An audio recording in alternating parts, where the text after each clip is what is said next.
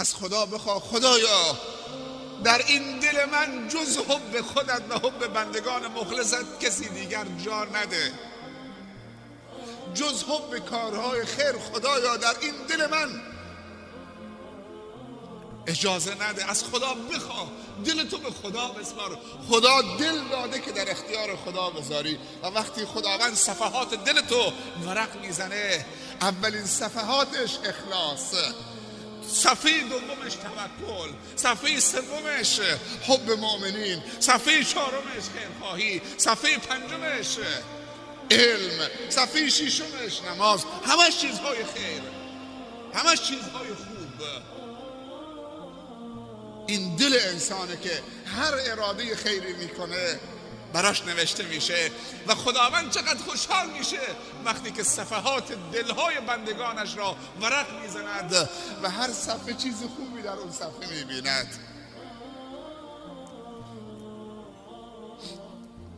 ولی پیامبر صلی الله علیه و سلم میفرمایند اگر یک گناه کردی، یک نقطه سیاه در اون دل سفیدی که خدا سفید تحویل داده، پاک تحویل داده،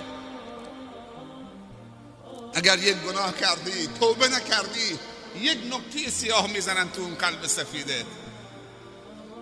گناه بعدی 2 تا نقطه، گناه بعدی 3 تا نقطه، گناه بعدی 4 تا نقطه.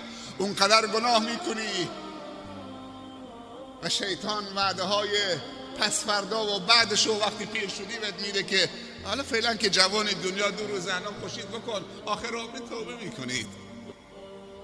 باور بکنید جوان هست، پول داره، پیرمرد هست، پول داره،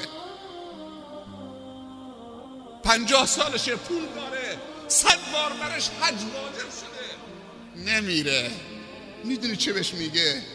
و خودش پررو شده که به دوستانش میگه اگه من حج رفتم هنوز زوده دیگه، نمیتونم گناه بکنم. سبحان الله. یعنی هنوزم میخوای گناه بکنی؟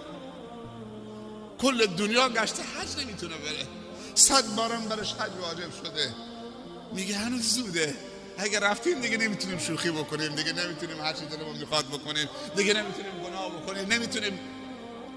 سبحان الله. یعنی انسان مسلمان برای معصیت خدا درست شده. این را بدانید کارهای خیر بزرگی که صورت گرفته از اینجا شروع شده. اول یک نیت خیر. علما میگن قدرت نیت خیر از کار خیر خودش بزرگتره. نیت خیر یعنی خدایی کردن کارها و وقتی خدا را آوردی تو قضیه کارهای بزرگ کوچک میشه و میسر میشه و خود انسان باورش نمیشه که این انسان ضعیفه چطوری این کارهای بزرگ انجام داده.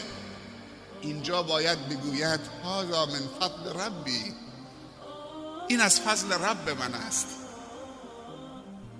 مواظب نقطه های سیاه باشید که تو دلتون نقش نبنده. اگر نقش بست بلافاصله پاکش بکنید و تنها راه شستن گناه از دل توبه کردن است. استغفر الله، استغفر الله، استغفر الله العظیم من کل ذنب عظیم و اتوب الیه.